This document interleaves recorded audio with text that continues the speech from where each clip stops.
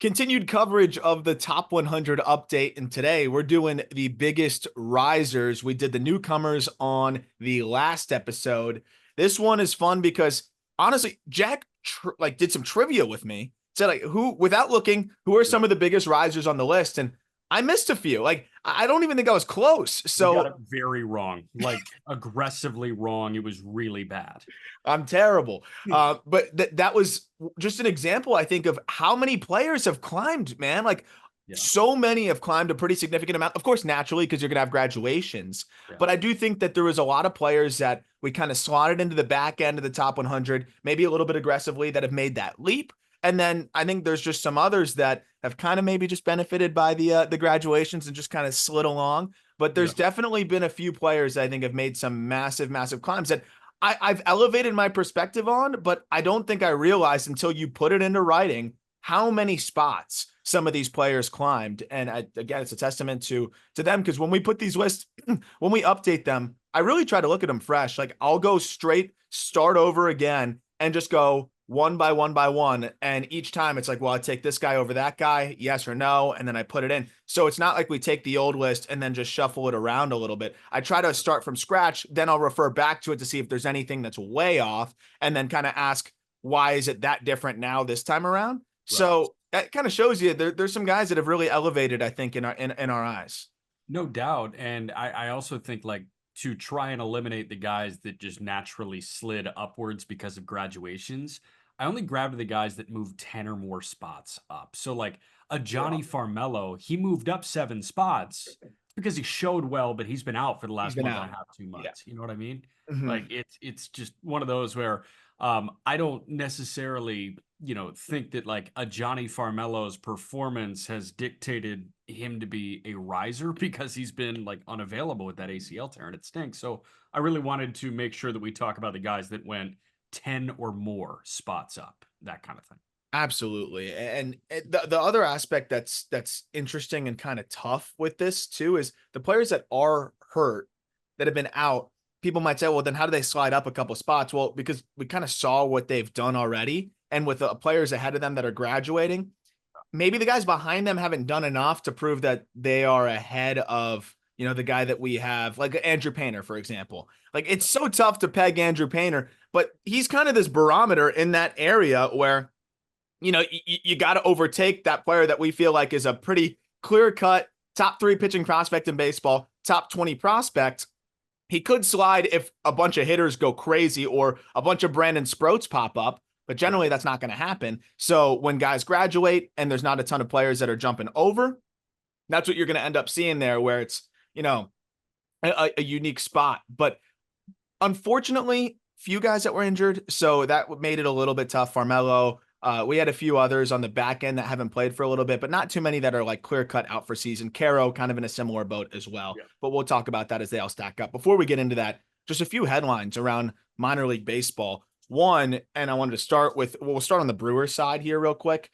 At the AAA level, Jacob Misiorowski, you've now seen him going short work on short rest now, back to back. Seems like they may be preparing this guy to come up into the bullpen for the Milwaukee Brewers. Does it look like that, Jack? So it seems like it. I will say I understood after his first AAA start that they were going to try and get him back into the fold quickly because his AAA debut, he had a 39 pitch first inning and that's all he did. No hits, 2 runs, 3 walks, and a hit by pitch. So you say, okay, that's going to make some sense. Just getting him back into the fold. Hey, you can probably skip the bullpen day and just have him go full bore again because he went so short. Well, he only went 2 innings in his second AAA start on that short rest, and he was awesome. One base runner was a double. It was a cutter that Billy Cook, by the way, who was acquired for Ooh. Patrick Riley, just mashed it, I think 109 off the base of the wall to left center. But that was like his one mistake in those 2 innings. He only went 2 innings. And remember, this was a guy, command issues aside, went 6 innings in 2 of his last 3 starts in Double-A. So they were not worried about length of start, I don't think, with a Misiorowski. I think what they're doing now is seeing how he performs in multiple innings as an opener, multiple innings meaning like 2. Maybe we see him at 3 later this week. I'm fascinated to see if he throws again this weekend. He threw on Wednesday.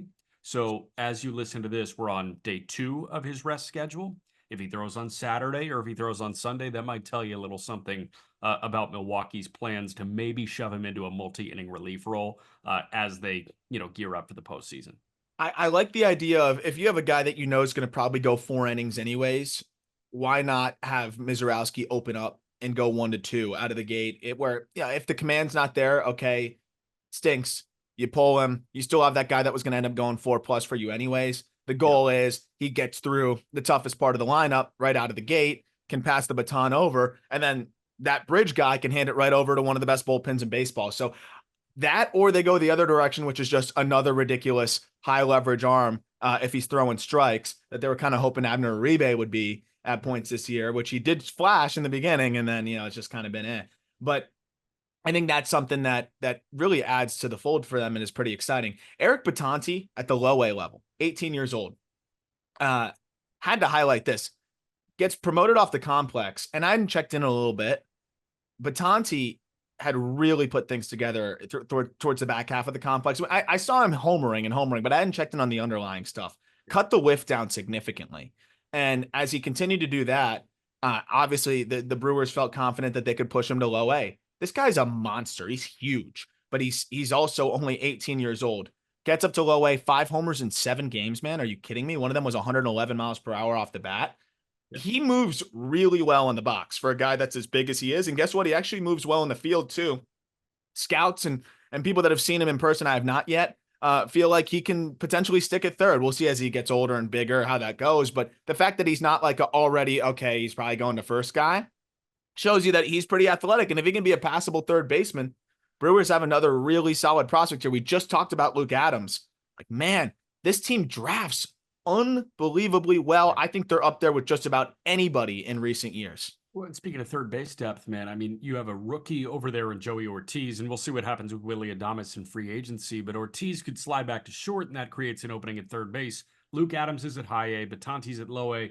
Tyler Black is holding his own at third base at the AAA level, too. So you have this, wide range, level by level, of viable options at third base. And who knows, maybe they love Joey Ortiz at third base and they need a shortstop too.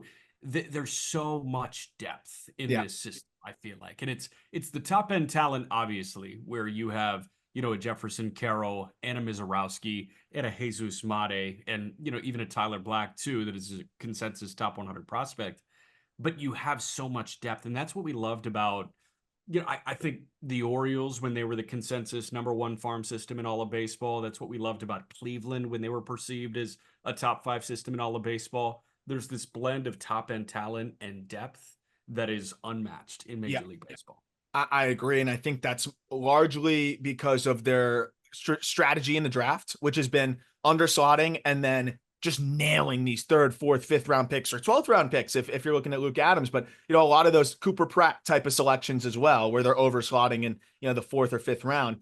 And then international free agency where they've just crushed it, specifically in Venezuela. They do a great job there, which I think is a little bit more open than the DR where, it's just every team is out there in droves and it's really hard to kind of mine those gems. Like you can in some of the lesser scouted areas. Venezuela is still very, very scouted, but nothing like the DR. Nowhere is like the DR.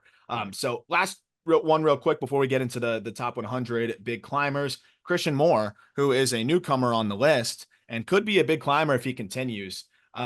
Dude, this guy could not have had a much better start to his professional career. We talked about it briefly on the last episode.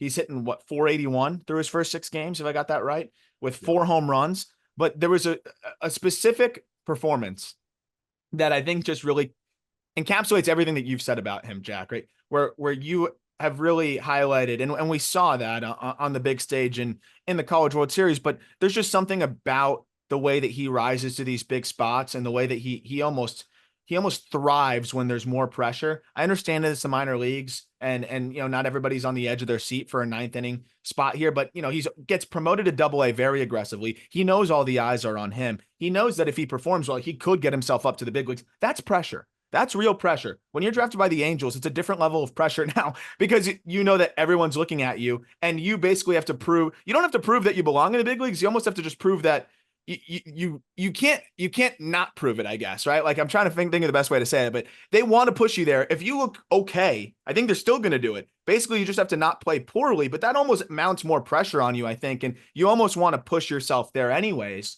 He has a crazy game, 2 home runs, and then the walk-off backside to win it. Like I have a feeling that he probably doesn't look at it like the way I just said, where it's, oh, if I play fine, they'll bring me up. Like I think he probably looks at it like I have to prove it, and he's out there to prove it.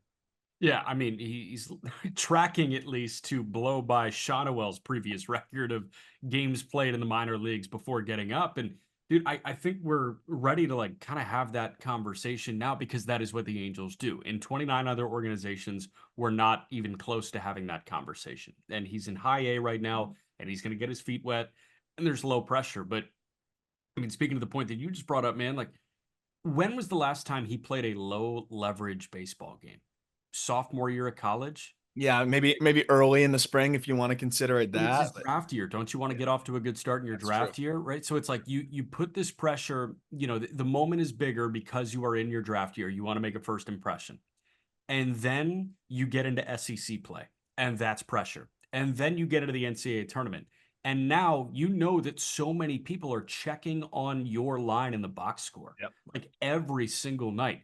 In 2 weeks, might turn into low leverage. And I am fascinated to see what Christian Moore looks like on August 21st if he's still in Rocket City. But right now, we don't have a sample to work with in 2024 where he has, been facing a very small moment and he's got to rise above that small moment because he's matching the big moment right now.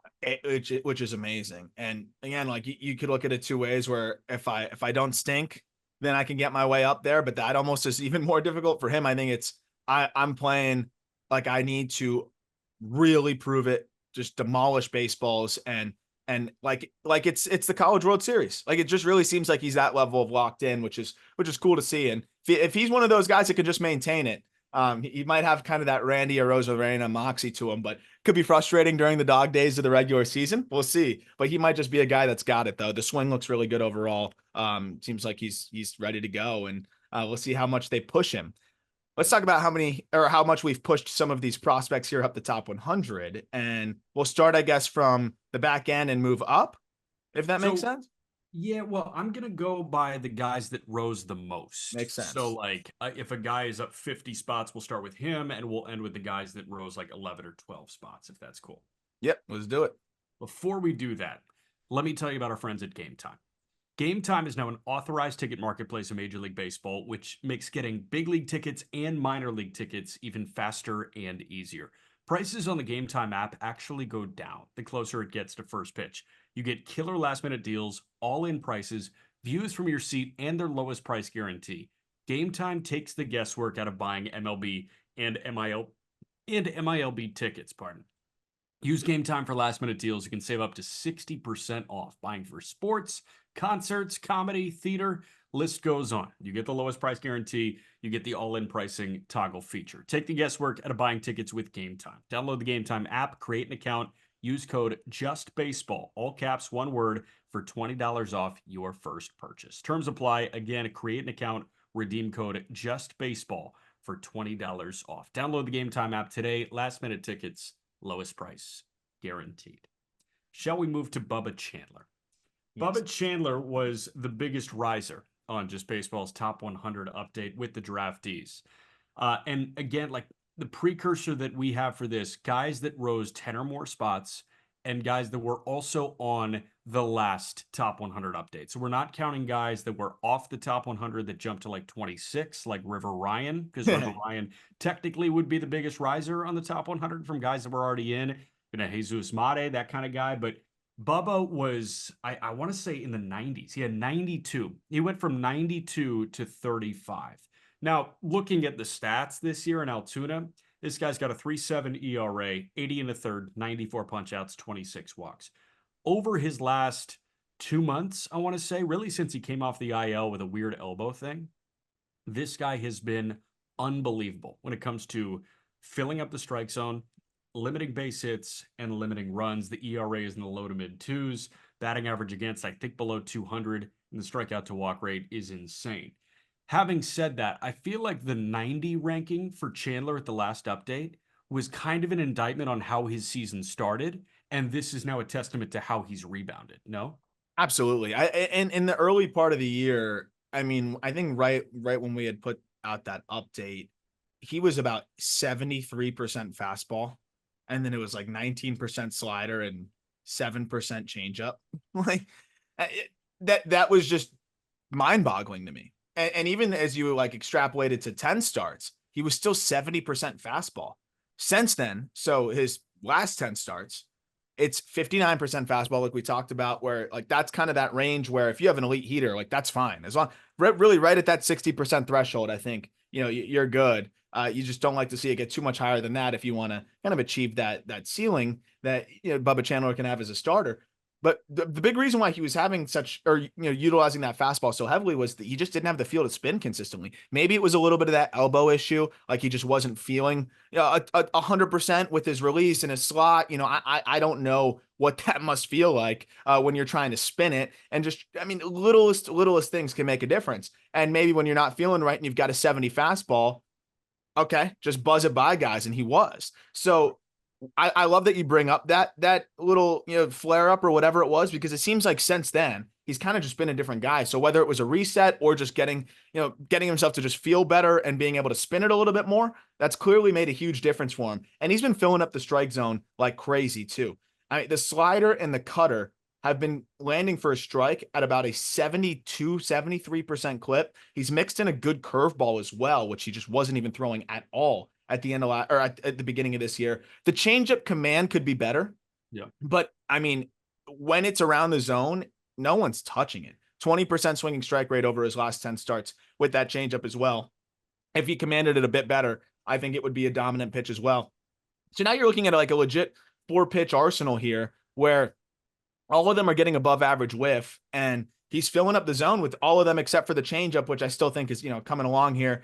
And in terms of the pitch quality in a vacuum, it's fantastic. So I just traded for Bubba Chandler. Funny enough, in my dynasty league, it was the deadline the other day. And I'm glad I can finally. I've been a little bit too inactive. I apologize to any of the people in my league that might be listening to this, but I've been wanting to kind of get more involved. I just took over the team this year. We're selling. The person who gave up my team, and I think this might have been part of the reason why they gave it up. I think they traded Gunnar Henderson and somebody else for Mike Trout. So I'm just kind of stuck with Trout now, which stinks. But we had some other good pieces. Team is not bad. Wanted to cash in on Chris Sale. So I traded Chris Sale for Bubba Chandler, Max Clark, Luke Adams, and JP Crawford. I threw in another prospect in that deal as well. So feel pretty good about that. But I'm excited about Bubba. I don't know where he fits into the Pirates rotation next year, because you could speak better. And we're going a little bit longer on Bubba just because I'm so fascinated by the Pirates pitching situation. And he's the biggest riser in this. He's the biggest riser, period. Exactly. Yeah.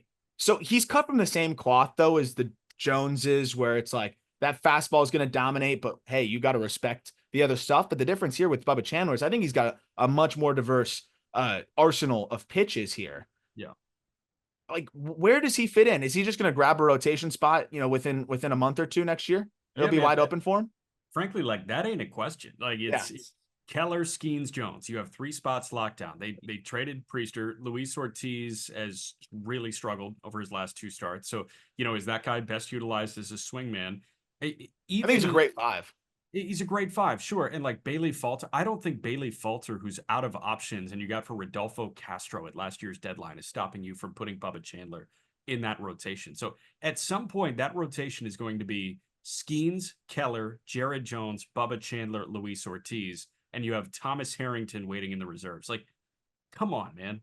That's not mentioning Mike Burrows and Braxton Ashcraft, whatever you get from them as well. And Solomito, I know Solomito just got back to Double-A and he struggled this year, but he was looking a little bit better in Bradenton. Like, they have a gluttony of riches there. And I mean, even though some of those other guys didn't really pan out for the Pittsburgh Pirates, they still have an assortment of riches. Like, think about this.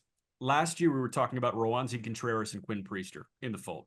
Now we've kind of swapped that out for Paul Skeens and, Anthony Solomito or Paul Skeens and Chandler at this point. So, dude, like, they're in a really good spot. That's got to be the most electrifying rotation in baseball. I think just in sheer stuff. Yeah. When Bubba's up there too, man, that's going to be a lot of fun. But yeah, it's really fun to see what he's doing, and I think he's already proven that he can be a much more complete pitcher. So excited to see him keep building on that, and hopefully he can stay healthy. We go to the other guy that climbed 50 plus spots in this update, and this should come at no surprise when I say the name. It's Jacob Wilson of the Oakland A's. Jacob Wilson got from 84 on the last update to 32 on the newest update. He's on the shelf again. He started the year on the shelf, but 22 games in Midland, Double A, had an 1178 OPS, hit 455. 19 games in Vegas, hit 398 with a 1083 OPS. Then he gets up with Oakland. He gets a knock at his first plate appearance and then gets hurt, so he's out. But this guy, when he's been on the field this year, has done nothing but hit. And I just think the previous update came before he was on the field this year. Yeah, and you know, this might have just been a little bit of an oversight in terms of, hey, this guy just might be able to make contact to such a ridiculous degree that it's gonna work, and that's what he's been doing. You know, we'll have to see if the EVs fully translate to being able to produce the way that. Now, obviously, he's not going to produce the way he's produced in the minor leagues. He'd be the best player of all time, considering he hit 441 across every level. And if you add in that single at the big league level, but the point being, like, he's hitting it hard enough now to be gap to gap. And when you're 96% in zone contact, that's going to play. The other thing that really stood out to me, and I don't think he had a chance to really showcase this as much in college, is his ability to get to balls outside of the zone. That's what makes Luis Arias so impressive. It's not just the in zone contact, it's the out of zone contact, because guys like this tend to be a little bit more aggressive. And that was the area too, where I'm like, okay, he's a little bit more aggressive. He reined that in a bit, and then reining that in to get the chase rate under 30%, on top of the fact that he has an out of zone contact rate of 85%. Just like for context, average is probably about 54% out of zone contact. That's more impressive to me than the in zone contact. I mean, his out of zone contact is better than a lot of solid hitters in zone contact. Like, that's 85% is above average in zone contact. So that makes me feel very good about his ability to consistently put the ball in play and just consistently fend off strikeouts. And the fact that now he added maybe a tick on the EVs, feel good about it. The glove at shortstop has been better than I thought it would be. I think he's at least average, maybe slightly above average there. So it's like, okay, he's probably never going to be a 900 OPS guy. He's probably never going to be an 850 OPS guy. But I feel really good about him being 750 to 800 on his top years. And play, if you're a 770 OPS guy playing great defense, or at least good defense at shortstop, which I think you play good, and just doing everything else. You know, he's fundamentally sound. He's a really smart player. He does all the little things. Like, he executes his archetype, I think, the exact way you'd want him to. And, you know, that's one of those players that has to kind of force their way up these lists. And I'll be late on these types, but man, he forced his way up, no doubt. Well, and that's the thing. Like, he's 770, but hitting 300. Like, if you're a 770 OPS guy that's hitting 210, but you walk a lot and you run into some homers, like, that's kind of a different beast versus him. He's always putting runners, in scoring position and a good opportunity there. So it's like he fits the bill of a leadoff guy. And if you get a 770 OPS from a leadoff guy while playing good shortstop, you're in a totally, different level than some of those 5-hitter 770 OPS guys where it's like, oh, he had a good year because he had 25 homers, but he hit 215 and he was striking out a lot with runners in scoring position. That's just never going to happen with a Jacob Wilson. This is beyond the WAR. I'm like, it's a great point. Like, it's beyond the WAR. He's going to see a ton of pitches to lead the game off. He's going to grind out ABs. He's going to get on base at a high clip. Like, and those things do sometimes translate, but there's going to be things beyond the WAR that I think Jacob Wilson brings to the table, and that's why he's that throwback type. But there's still a lot of value to these types of players, and the A's have their shortstop, I think, of the future here. Yep. Totally different end of the spectrum is the 17-year-old Leo DeVries. We spent a lot of time on him in not the last episode, but the episode before that. He's up 41 spots from 56 to being the number 15 prospect in all of baseball, according to justbaseball.com. 67 games in low A in his age 17 season. He's got a 798 OPS, 11 homers, 12 bags. This guy's been, it seems, awesome at shortstop too. Does he have staying power at short? I think he does, because people were talking about him potentially being a guy that can move off the position. And, I can see it from the lens of, okay, he can get bigger and fill out and lose a step or whatever. When I was watching him, his feet work well. Everything looked good to me. The actions are good. He's comfortable throwing on the run. The one thing, and it could be, it's something to watch because we talked about it with like Christopher Morel. His throws across the diamond seem to have a little bit of like sinking action to them, which you don't like to see because when you'll see in some of the reports that will write like, oh, it's an average arm, but he gets good carry.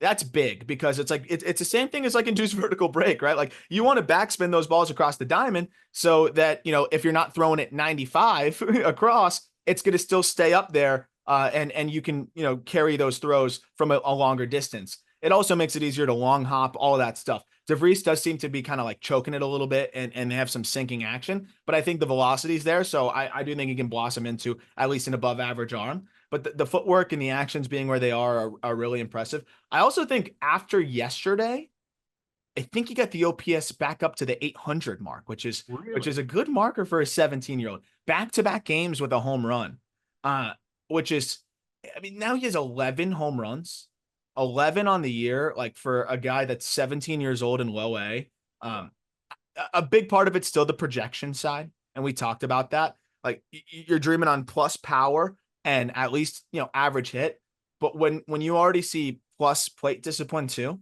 and a guy that does look like he can play a legit shortstop, I mean, what else do you want from a switch hitting 17-year-old? I mean, it's kind of everything that I think people, like we talked about before, people were expecting from Jose Salas and Ethan Salas, and not to knock Salas, but I think DeVries looks like he's just a little bit more ahead with the bat at this point. 884 OPS from the right side too. So if that left side continues to come along at 763 there, he does hit the ball harder. So if he can just find a little bit more game power there and more consistency, I mean, he could be a monster. No doubt. Guy that mashes from the left side, also in the NL West. Zyhir Hope of the Dodgers. He was part of that Michael Busch, Yency Monte, Jackson Ferris deal. Zyhir Hope from 86 to 50. So he's up 36 spots. Zyhir Hope has done nothing but hit 46 minor league games between the Cubs at the complex, the Dodgers at the complex for a little bit of a rehab assignment, and then 28 games in Rancho this year. 46 games at the minor league level. This guy's hitting 311, the 439 on base, and a 967 OPS. He's got 8 homers in 46 games. He's got 9 bags in 46 games too. And it's not like he strikes out a lot either. No. He's like, I guess you could probably build this as another projection pick, but he's also just been really freaking good at the lower levels. Yeah, it's both. I think Zyhir Hope, look, I'm not saying he's a plus hit guy, but I don't understand the question around the hit tool that continues to be perpetuated. I get it from when he was an amateur, and he's very much cleaned that up. We saw that even in a short stint when he was with the Cubs, and then we've clearly seen that now. Look at the swing. It's controlled. The path is beautiful. His lower half is in sync with his upper body. There's rhythm to it. Like, I don't see a hit tool problem here. Sure, will he run into some problems against spin, against more challenging competition, and have to work through that? Like any young hitter, sure. The swing looks great. I don't see any stiffness or inconsistencies. That I think for a 19-year-old, it's actually an advanced swing. And then when you look at the numbers, like he's hitting 313. His contact rates are strong. So it's not just like an EV play here. Like this guy's got a 72% overall contact rate and an 85% in zone contact rate. That's fine for a 19-year-old in full season ball who's also had an injury sandwich in between and missed some time. I'd like to see a little bit more of adjustability in terms of being able to spoil tough pitches, but when it's in the zone, he's pummeling them. He's already posting EVs 113 miles an hour. He's a plus runner with a plus arm in the corner, and he doesn't chase. I don't know how this guy isn't a consensus top 100 prospect, other than the fact that he just hasn't played enough games. But to me, like, I mean, the EVs are plus for his age. The speed is plus. The approach is good. The contact rates are way better than anybody expected. Like, what else do you want to see from this kid? No, I think you just answered your own question. Like the only reason he's not a consensus top 100 pick is because he has that 11th round ding on him, right? It's like, oh, he was an 11th round pick. We got to see him prove it a little bit more. And he's only played 46 minor league games, 46 professional games to this point. So it's like, I feel like you are out in front of a wait and see guy because the narrative around him screams wait and see. Yeah, yeah, especially with a little bit of an injury there too. By the way, like I think he came off that injury, comes back and hits a ball 445 feet at like 110 miles an hour. So I think he's healthy. I think he's good to go. Yeah, I think so. We go to another. I was about to say another Chicago guy, but I forgot Zyhir Hope is a Dodger prospect now. Sorry, Cubs fans. Edgar Quero is up 33 spots from 66 to 33. The White Sox catcher that was part of the Lucas Giolito deal. We just saw Kai Bush, who was the other piece in that Giolito deal, get up for his major league debut. It's about time that Edgar Quero makes his major league debut. Also, funny that he's from Cienfuegos, Cuba. That's where Jose Abreu and Yohan Moncada are from. So, like, Really? White Sox fans are very familiar with that town. I don't know if that's a good thing. Well, it's a good thing with Abreu. It's a good thing. And it's a good thing with Moncada, man. Like, that guy, he's talented. He's just not on the field. And good season this year, right? 0.4 B WAR. If I saw that I correctly. think he's top 10 on that team in WAR as it Yeah. stands right now. So they're good. By the way, he's only played 11 games. But Edgar Quero, 72 games in Birmingham. This guy had an 822 OPS. Like, hey, he repeats double A. He levels up like we were expecting him to. And his first 20 games in Charlotte, man, you cannot ask for more. 8 extra base hits, including 4 homers. He's driven in 17. He's only K'd 15 times in 84 plate appearances. He's slashing 329, 429, 557 in his first 20 AAA games. Like, I get that it's Charlotte. It doesn't matter. He's mashing AAA pitching. Get him to the big leagues. There is nothing left to see for him, and there's nothing left to see on the big league roster either.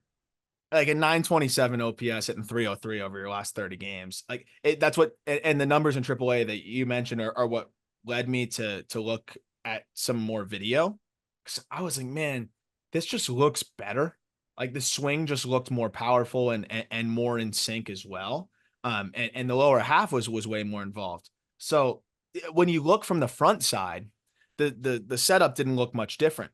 Then you go from the open side, especially because the camera angles aren't great. I was able to get a look from the open side, and all of a sudden I'm like, oh, this is totally different. So when I was able to see a little bit of a different setup and some different pre-swing moves that preceded this torrid stretch for Quero, really made me buy in even more. So he used to be wider and his back knee would be angled more towards the catcher. And I think that was more to try to get himself into the back hip earlier and kind of be preset in his back hip. Keep it simple. He has always had phenomenal bat to ball. We've talked about that since he was an Angels prospect. So, hey, let me start close to where I want to be and I'll just let my hands work. The problem with that can be for some guys is that if you start close to your spot, it's hard to stay there because you kind of sway to get there a little bit further. And then he was swaying back forward. And when you're wider, there's just more natural weight sway.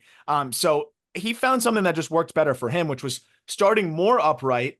And instead of starting close to that coiled position and then just trying to slightly get himself there, he could have a focus of, let me start more upright and I'm going to sink into it and coil into it. So I have a concerted move to get myself there instead of trying to start there and stay there. I can bring myself there and then go. So sometimes it works better for guys to be preset. I generally think that the bigger, stronger Giancarlo Noel types, they're better when they're preset. Less movement's good. For a guy like Edgar Quero, who's an athletic, really strong lower half catcher, I think starting there can kind of be hard for him because he wants to move. That's a guy that just likes to be in motion. So having the rhythm now where he starts more narrow, more upright, and then sinks into it. I was comparing video, from that open side. He's staying coiled way longer and he's not swaying weight wise nearly as much. So when you have that weight behind you more, you're able to adjust to the pitch. And I think we're seeing the results there where he can go down and get it.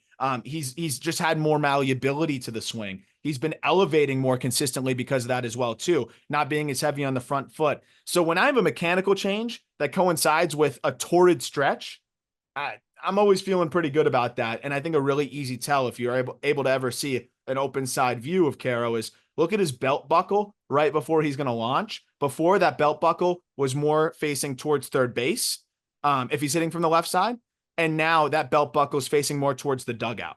So he's just staying much more hinged into his backside. And this guy needs to use every bit of his strong lower half to tap into above average power. He's what, 5'7", 5'8"?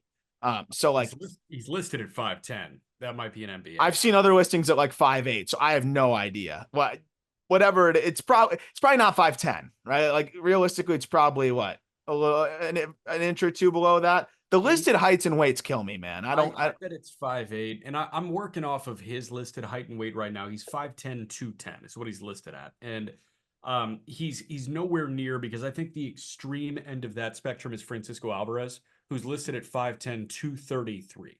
That guy's a bowling ball, but he clearly like uses his rotation to his advantage. He uses that low center of gravity and that turn to his advantage. I think Quero, to a lesser degree, does that. He's more like Alvarez than he is Gabby Moreno, who is, I think, like 6'1", 180, and he's just a twitchy athlete, that kind of thing. 100%. And if you look at the tree trunks that he has for legs, and I don't want to steal your thunder, I know you're the legs guy on this show. I am the legs guy. You are the legs guy on this show.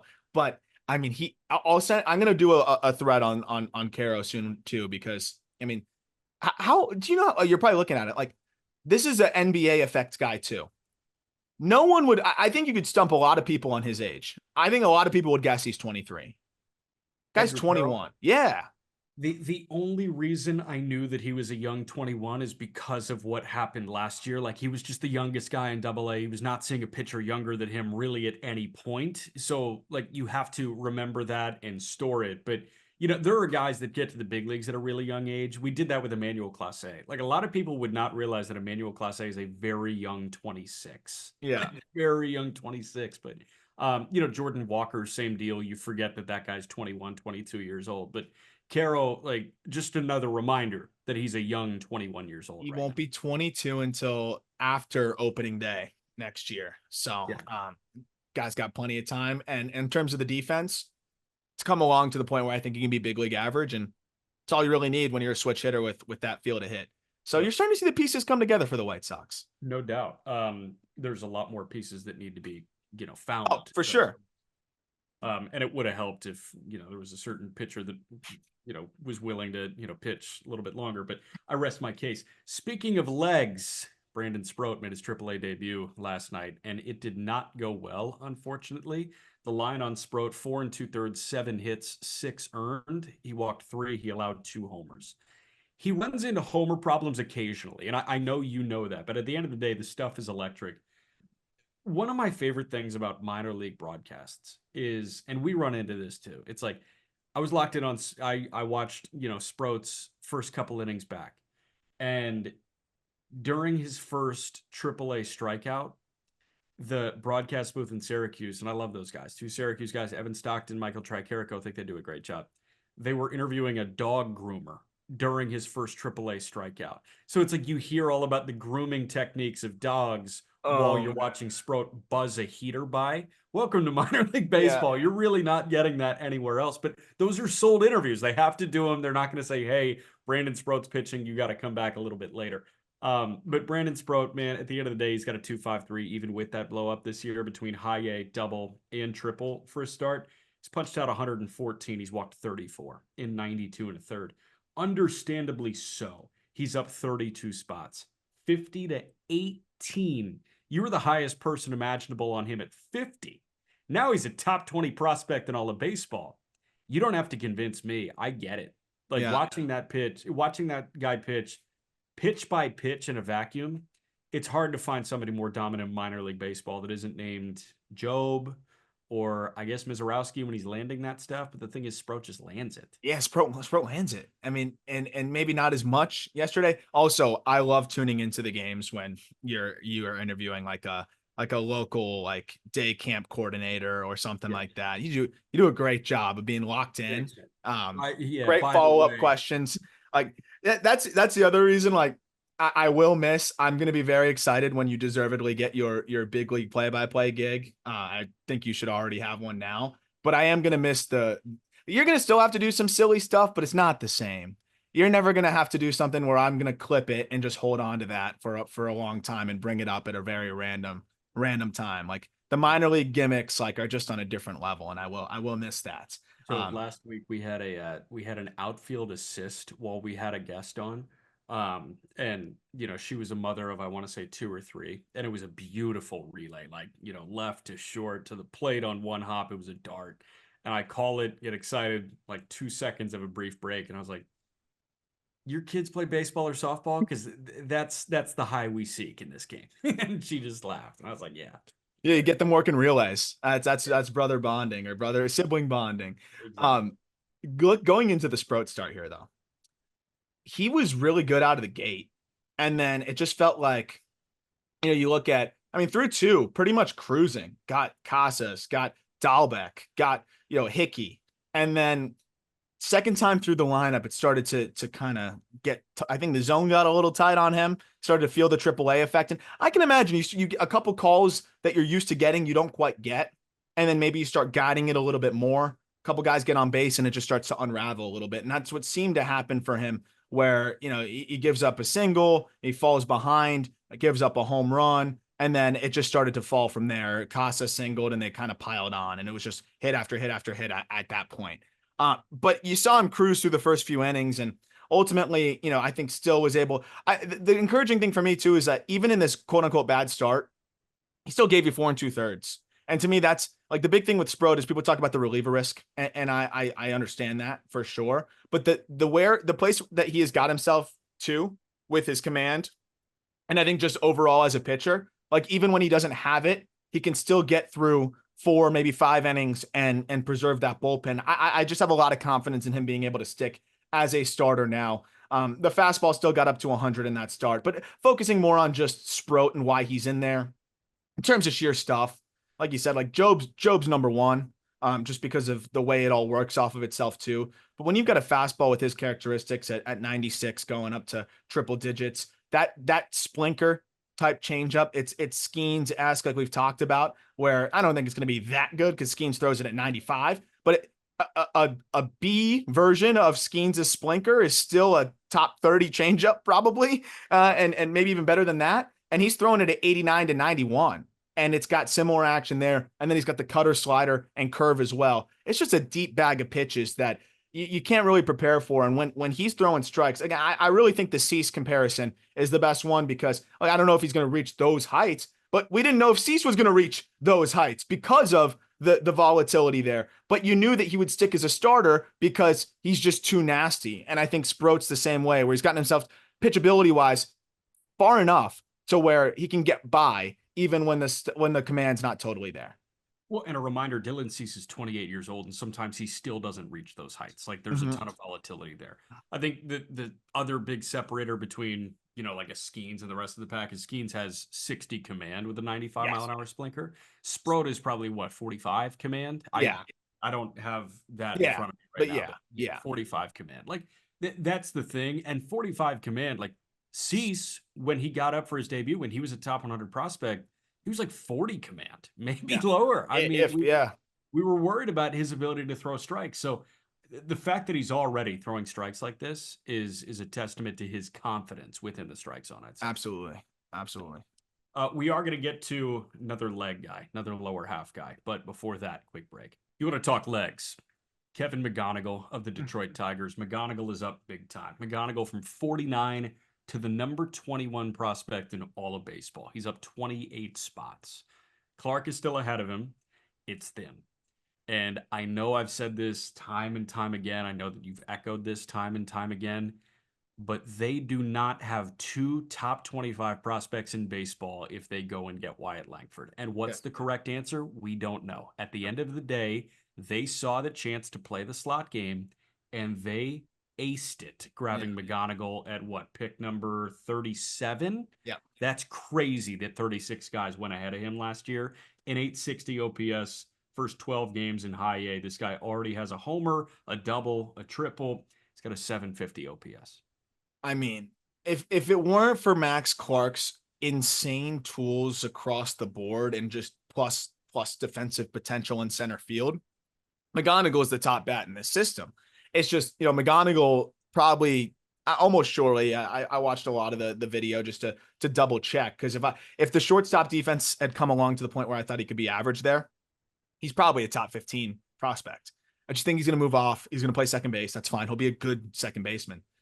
The blend of hitting now, tapping into above average or at least average power is crazy. And I do think now he's looking more and more like that Daniel Murphy type, like that, and the good one, like the really good Daniel Murphy. I really think that could be the comp for him, where he is going to have years with, you talk about the lower half now. This guy popped to 112. He's not even 20 yet. So he's going to still grow into more strength. I know there's not a ton of physicality left to like fill in the frame, but there's just a natural progression when you go from 19 to 21 to 22 years old, where you're just going to be a little bit more physical and stronger, whether you can see it or not. And I think that's exactly, and you just kind of learn how to use your body better. And I think McGonigle is going to tap into more juice, but he already is tapping into more than enough.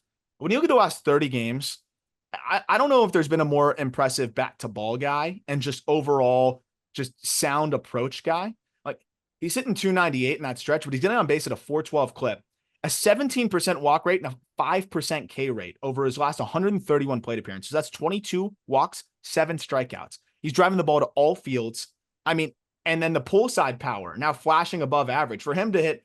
He hit a home run at 108, and that even was like, oh, wow, he's starting to tap into it. And then he hits another one off Isaiah Lowe, who's been great this year, 112, and it goes 434 feet. So, like, if he's got that in his bag pull side, I mean, look out, because even average game power from this guy is going to look a lot like those really good Daniel Murphy years if it all works out, especially when your approach is as advanced as McGonigle's is. See, those are the comps that I fucking love. I love he looks like the good Daniel Murphy. I'm like, oh, I can totally close my eyes and envision that, where you mentioned every 6'4" left-handed hitting shortstop is Corey Seager. It's Corey Seager. Can't always see Corey Seager and Bryce Rayner already, but you can see good Daniel Murphy in Kevin McGonigle, which is phenomenal. Going to a power bat in the Mets system, Ryan Clifford, who was part of that Verlander trade with Drew Gilbert. This guy last year, before and after the trade, in 115 games, had 24 homers. He had an 854 OPS. So far this year, between high A and double, 95 games, a 790 OPS, 22 doubles, and 14 homers. I remember when we talked about his jump to double A Binghamton after he was, quote unquote, struggling at the high A level in terms of getting the ball out. 31 games, 1 home run in Brooklyn. 64 games, 13 home runs in Binghamton. You're right. That was environment, was it not? It's funny. I thought I was, I did believe it when I said it, but I also thought some of it is like, maybe you were just trying to like spin something too positive. After we recorded that episode, I'm like, it sounds right in theory, and I do believe it, because when I'm there, I'm getting wind in my face, and thank goodness, because it's hot at that Brooklyn Cyclones ballpark. But I was thinking about, I'm just watching him swing, and like, it really does seem like he doesn't feel like he can get it out to the pull side. And then seeing players, outfielders, playing Ryan Clifford shallow and right, I'm like, God, that's got to mess with your mental. Like, like when you were playing ball as a kid, and like if the outfield's ever playing you in, like you're like, oh man, like they played me in all the time. Yeah, doesn't that make you feel like crap? Like, yeah, but like, no, and I'm not saying it's making time to hang it up. Yeah, like obviously that didn't make Clifford feel like crap, but you feel like you're in this weird environment that like the ball's just not going to get out there. So I felt like when he got to a new environment, and Double A, the pitching is so much better, he was just able to trust that he could be Ryan Clifford, which is a guy that's going to be more patient. And he's cut the chase rate down significantly this year, which was a huge thing for me, because Ryan Clifford with a 30% chase rate is just not going to succeed at the upper levels. He's going to whiff too much. And even though he's going to get his here and there, it's just not going to work. Cutting that chase rate down below 20% and then capitalizing on mistakes and really starting to trust that pull side power, like we're seeing the results. He is in the midst of a little bit of a slump here.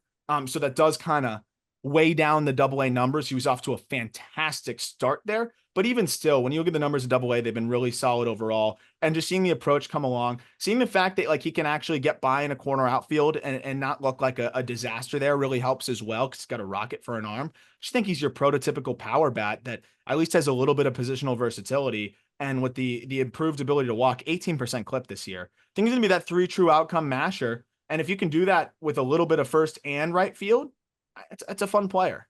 Absolutely. And who knows? Like, I know Pete Alonso was on pace for 40 homers and he was an all-star this year. What else did he say in that one? But we'll see if he walks, and then you might have your answer at first base here in Ryan Clifford in the not so distant future. But we go to Thomas White, also in the National League East, the Marlins left-handed pitching prospect. Don't look now, but this guy's been one of the more productive pitching prospects in all of minor league baseball. 17 starts. I know he's been a little protected, 76 innings across 17 starts, but he's got a 2.8 ERA. He's punching out about 12 hitters per nine. He's walking 3.5 per nine. And opponents are really not barreling him up whatsoever. 76 innings. He's faced 331 batters, 3 home runs allowed. Really? Yeah. Cool. This guy can pitch, man. Now I'm really understanding why the Marlins like shelled out so much money to sign him. And I think they very much wanted White as much as they wanted Noble Meyer. And White looks a lot better at this point. The polish for a high school lefty is pretty impressive. We're talking about 3 pitches for a strike, and all 3 are at least above average. I think the fastball is plus when you're talking averaging 95 miles an hour, getting a slightly above average carry. At the very least, it's an above average heater. But I think the way that he hides the ball and it kind of gets on hitters, I think it flashes plus. The curveball is always been that pitch that, I think scouts loved from him and has been performing well. But the changeup has been his best pitch this year. And I think that's the even more exciting development, because he's going to get lefties out even just with the fastball alone, because they're not going to see it that well. And they haven't hit well against it at all. Lefties against his fastball over his last 10 games are hitting a $125. And that curveball is always going to play. But now having that changeup to spell righties as well is huge. And he's been landing that changeup for a strike at about a 67% clip. Crazy in zone whiff rates. Opponents have a 584 OPS against it. And from that release point with the fastball carrying, it just seems like he creates a really tough tunnel for hitters. When I got 3 above average pitches at least, and I think you could have multiple plus here for a strike from a 19-year-old lefty already in high A, I think he's such a high probability big league starter, and it looks like he's got a mid rotation upside. Yeah, I mean, mid rotation. You think do you not At see least 2 here? I could see it too. At Easily. least. At Okay, least. good. Because mid rotation upside. When you say mid rotation, I think 3. Just baseline 3. But how can this guy not be a 2? You know what I No, mean? I Lefty zone pounder. He no, screams 2. that's a good follow up there, because he could also gain another tick. Look at the delivery, man. It's not that high effort. No, It's at all. a pretty smooth 95. And he's touching 98, 99. So if he gets another tick on that fastball and that curveball command continues to come along, yeah, I think this guy could be a 2. And I think he can climb real quick as well, which I think with the Marlins acquiring Snelling now too, who had a great first outing with them as well. White's obviously a better pitcher than him at this point, but the Marlins are now in a spot too. You look at the big league level, Braxton Garrett, Lazardo's obviously going to go. They've got lefties that they could potentially move this offseason or going into next year. And these guys could move up sooner rather than later. Cycle him out. All right. So Thomas White, he jumped from 70 to 48. He was up 22 spots. A guy that has ace upside clearly. Noah Schultz, left-hander with the White Sox. Noah Schultz up 19 spots from 32 to 13. He's now the number 2 pitching prospect in baseball behind Job, or is there one guy? Yep. He's 2. Number 2. So he's the top left-handed pitching prospect in baseball. You were not totally thrown off by his futures game outing? I thought that might dock him a little bit. Oh, that was disappointing, wasn't it? That was the most disappointed I think I've seen you at a baseball game. Just because the futures game just didn't provide as much excitement as it had in previous years. It wasn't a good game, and then happens, right? You're just getting a bunch of players. Yeah, and the guy that you were most excited for just comes in and just throws all balls. You're right. And I was just oh, nice, cool. This is great. In the midst of a historically bad season from the parent club. Yes. And also in the midst of him dominating otherwise. I'm so excited to get a live look. Oh, this live look stunk. Sorry. Didn't even get to see anything. But what I love is he came right back and dominated again. And since then, he's pitched 11 innings. Of course, they're managing him very carefully, which I love, because now we're getting to see him throw late into the year instead of 5-6 inning spurts. And then he's just not throwing. They're keeping him throwing, and he's just going mostly 3-4 innings. He's pretty much capped at 60 pitches every outing. What's amazing to me, though, is he's so efficient.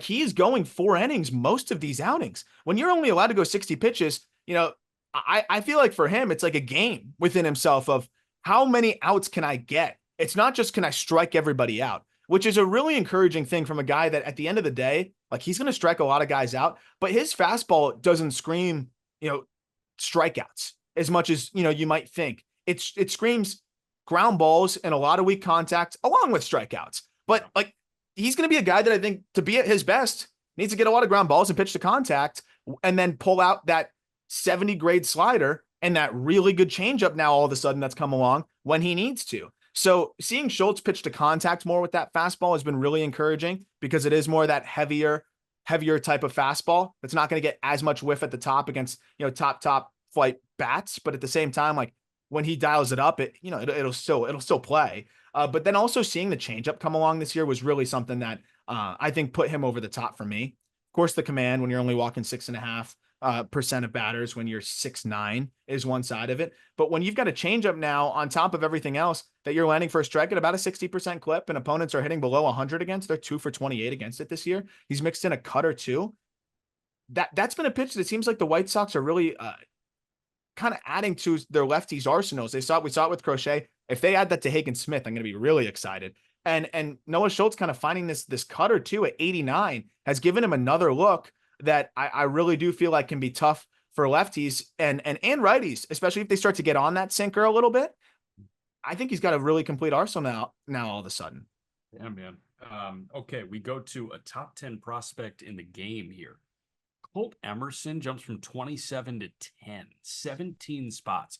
By the way, happy belated birthday to Noah Schultz. Just turned 21 this week. Colt Emerson just turned 29 3 weeks ago. Or 19.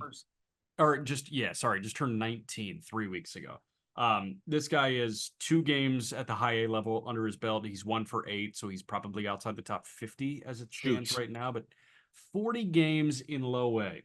/293, 440, 427. He walked more than he struck out, 27 Ks and 193 plate appearances. He was banged up for a good portion of the year. Why is he a top 10 prospect now, having only 43 games this year under his belt? Yeah, I was a little worried about the injuries out of the gate. And then just I felt like I was able to see enough through the games that we got this year. To see that he's on a straight arrow upwards. The one thing with him, we saw him out of his pro debut look really good and really mash. But if you remember, he was also one of those classic young guys that we talk about that just drift. And guys can get away with that. We talked about Dollander. You saw the home run here. By the way, Dollander's back. Very, very happy about that. So good to see him back and going. But it can get really hard when you do that to be able to go pull side and also against better stuff. You're going to start to flare more and miss under. And he was a little bit of a drifter. It wasn't anything that was overly concerning, but you start to split hairs when you get into the top 20. Just seeing a kid that comes back and has already smoothed his moves out in the box even more, like seeing players make those positive changes that quickly, even when they're not really facing adversity, is always something that I love to see. And if you look at his operation in the box now, it's I think as smooth as any lower level prospect that you're going to find. He now starts it early. It's slow building. He gets to his spot and he has so much more control over what he was doing. It was a little bit more frantic and I think a bit more jumpy last time. It's so smooth and controlled now, and he's pulling the ball with authority. He still likes to go to all fields. It's still a really good field to hit, but now we're seeing him start to pull the ball with a lot more authority. And to achieve your ceiling, like you got to be able to do that. So seeing him do that, seeing how advanced the approach continues to be as well. I mean, this guy's walking more than he's striking out by a good margin. And I think you can still dream on above average power. He also added about 10, 15 pounds of muscle heading into the year. Everything seems to be boding really well for his long-term outlook. And the fact that he's also been really competitive against lefties, the shortstop defense has been better. He's really shoring up the profile. This guy does have number 1 prospect in baseball upside, I think. Really? I mean, if you think about like the timing of everything too, I think he's going to be behind Walker Jenkins. It'll depend there because I think Walker's kind of this similar thing, but with like all of the sliders turned up a little bit. So it would have to, I think it would have to have Walker Jenkins graduating for Emerson to get there, but I think Jenkins is going to just kind of get up there quicker. Got you. One of like the revelation things that I've had the last couple weeks, couple months, I'd say, there are a lot of professional hitters that can hit the ball hard the other way. I Hmm. think it's harder to pull the ball in the air with authority than it is like punch the ball to right center, because that's what all of these pro guys have worked on their entire career. Let me hit the ball hard to right center. And that's awesome that you can do that. It's great. And I think that is a necessary tool in your toolbox. But the thing that separates those guys from the guys that can do that and pull the ball, Yes.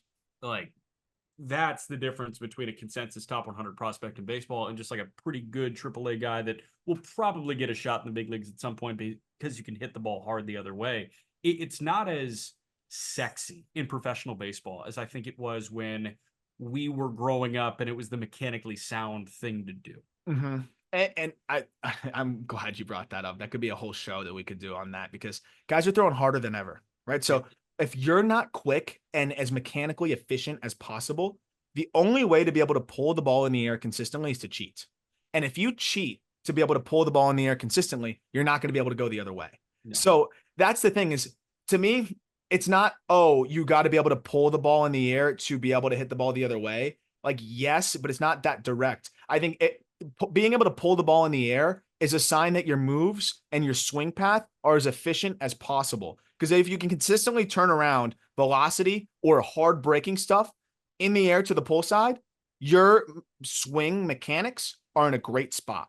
I think you can hand dive flip balls the other way, and you could still not be in the best spot mechanically. Look at like a Drew Jones. That guy's not pulled a ball all year. He's surviving because he's so talented naturally, great hand eye, but he's just shooting things the other way as they crowd him. And that's to me a guy that is overcoming mechanical inefficiencies. So I'm glad you brought that up. Speaking of juice, Sebastian Walcott of the Texas Rangers. Walcott is up from 42 to 25. That's 17 spots.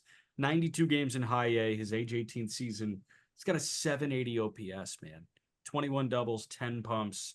He's punched out 100 times in 386 plate appearances. I think that's a K rate in the high 20s. Is that right? Like 26. 26.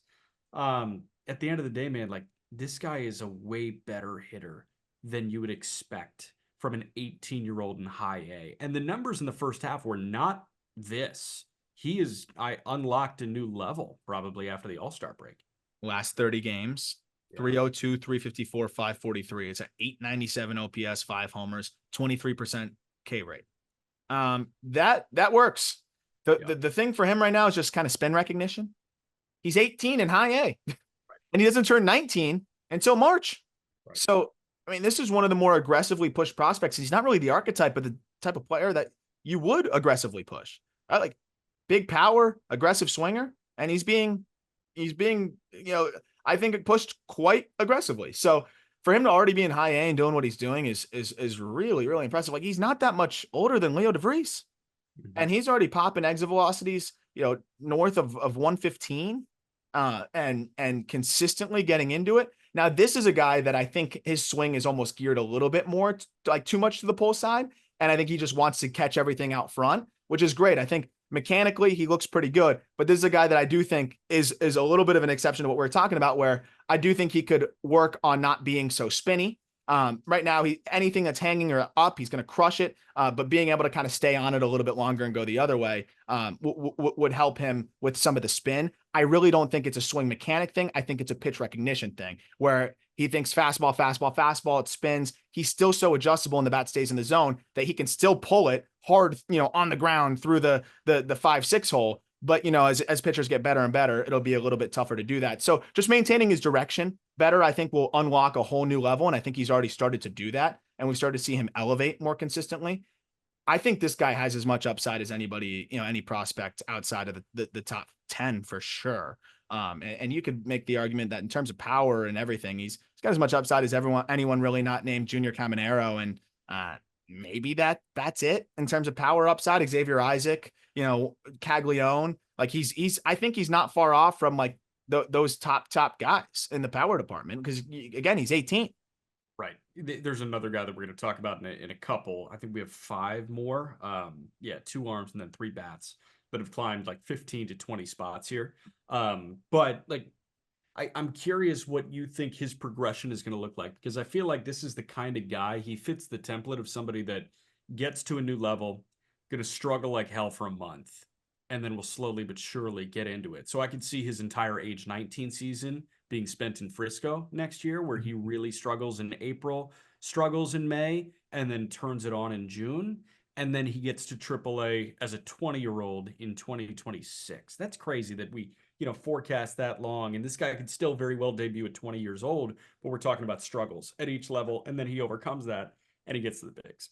Yeah, I think that sounds about right to me. And I think he'll probably get a taste of double at the end of this year. Just and I think that would be great for him because even if he struggles, you kind of see what you need to work on, get a taste of what it's going to look like, and then And go from hopefully there. it shrinks the window of struggle next year. Exactly. Exactly. The other thing is, there's a lot of, belief and ultimately he probably does end up getting so big that he moves to third. And I think he could be a solid third baseman, but he continues to get run out at shortstop. And I mean, he moves all right there. Like I got to watch more video, but the arm's a rocket.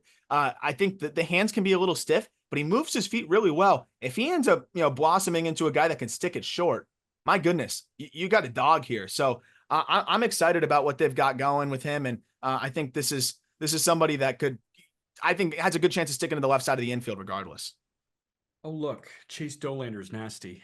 The Rockies' first rounder just got up to AA, and Dollander at this point has made 3 starts as a yard goat, 13 and a third, 4 earned. He's K'd 13 and walked 6. Guy has taken him deep at this point in his first 3 starts, but this is off of 70 innings in high A where he had a 2.8. So on the year, he's got a 2.81. In 83 and a third innings, he's K'd 124. He's walked 34. He rises from 60 to 44. He's up 16 spots. And I know that the fastball reliance was a beige flag for you. I wouldn't call it a red flag because it hadn't burned him yet. Did he kind of scrap that over his last month or so? Is that what pushed him up? Yeah, the fastball reliance was similar to Bubba, where it was like first 10 starts of the year, he's at 70% usage. I get it because it's an elite heater as well. And I mean, the whiff rates on that were off the charts. But since then, he's cut it slightly. I still think that he's kind of up in his own realm right now in terms of the fastball usage. It's still kind of around 65%. But it seems like he's kind of focused since getting to AA on integrating that slider, curve, and change a bit more. The problem is he just hasn't had consistent command of those. So if you look at the last like 10 starts for him, the slider's been a strike, or a pitch that he can go to for a strike. But I mean, the curve and the change, they're combining for about a 50% strike rate, maybe even a little bit below that.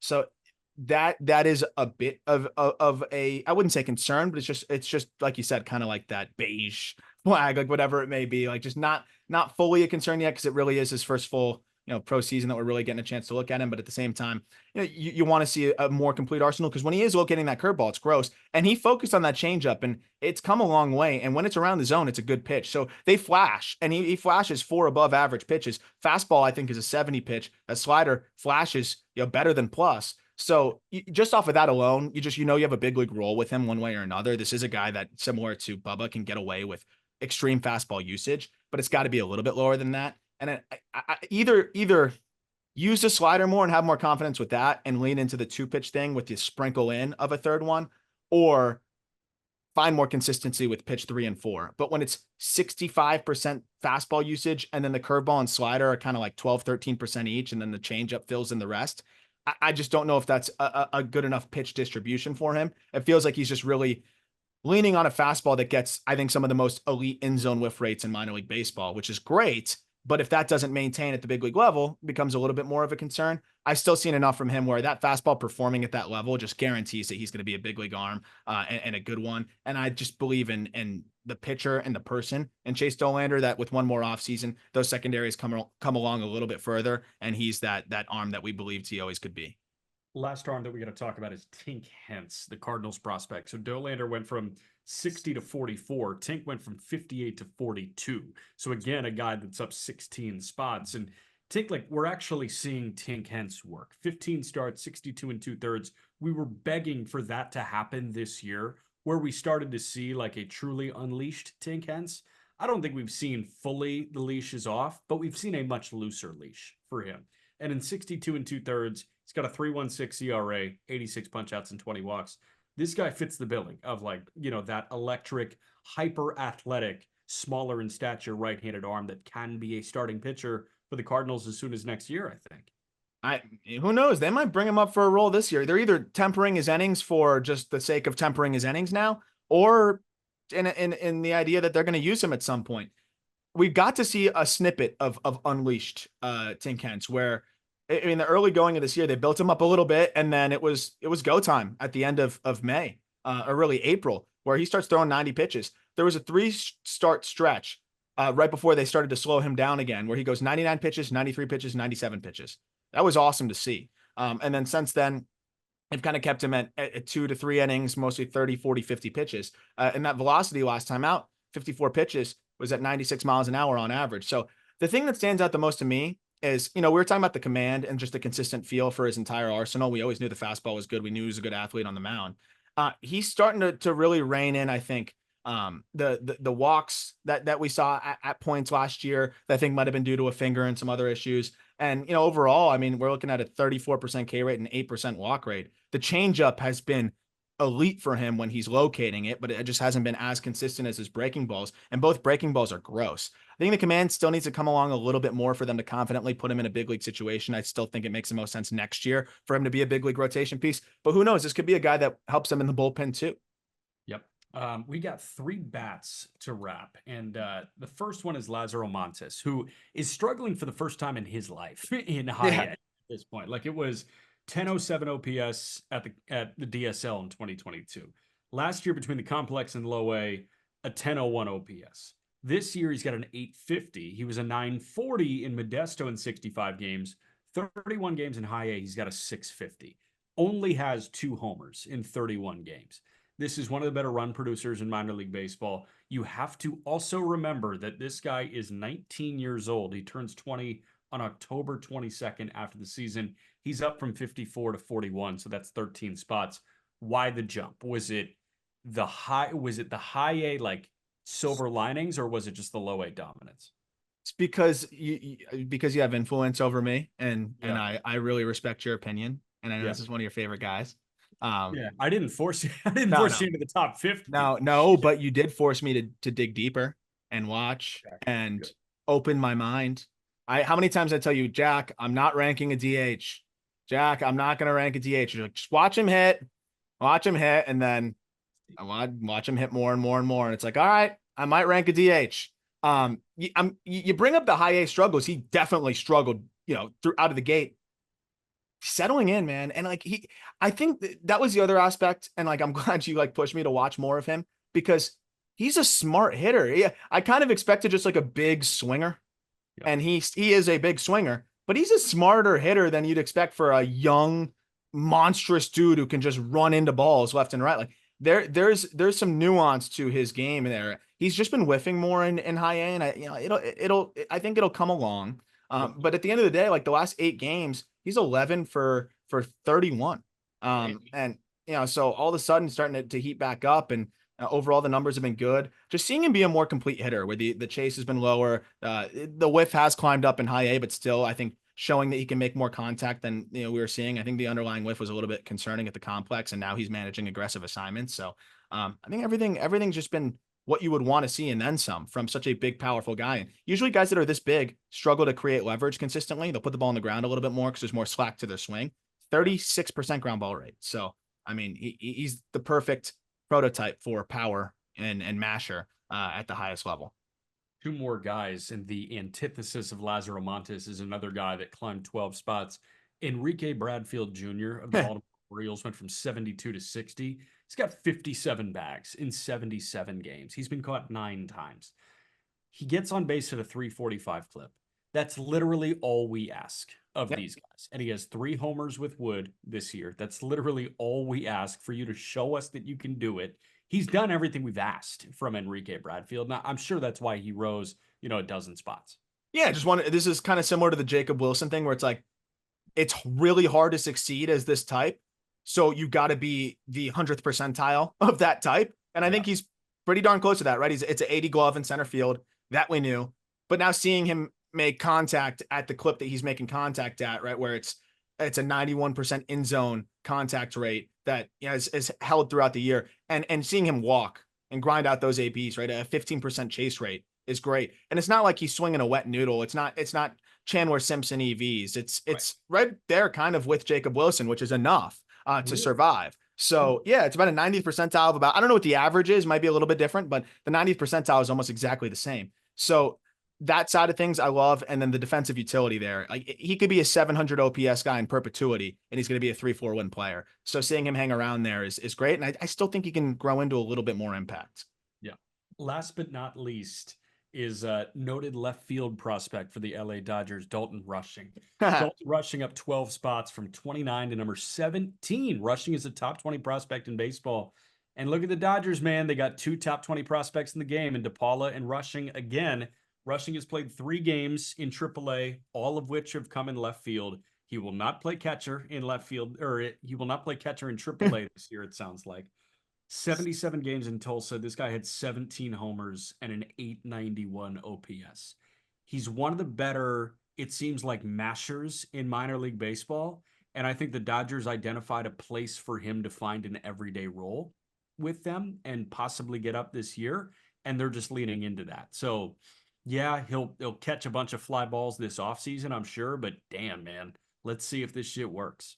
And the glove had come along behind the dish is another reason why I really liked him. But I mean, just seeing him get into the game power, it's like it's Michael Busch-esque, I think, with the fact that he can actually give you defense behind the dish. Like if Michael Busch could be an average catcher, that guy's a top 20 prospect. Absolutely. And the fact that he's athletic enough to play left, like I really do think it's very, very, very similar to the Michael Busch situation here, where he's running a chase rate well below 20%. The contact rates are fine. And the EVs are good. I think he actually hits the ball harder than Michael Busch. So that's another side of it that gives him maybe a little bit more upside, but it's not off the charts. It's plus EVs that he gets the most out of by elevating and doing that while coming along to the point where I think he can be an average catcher. And now they think he's athletic enough to play left.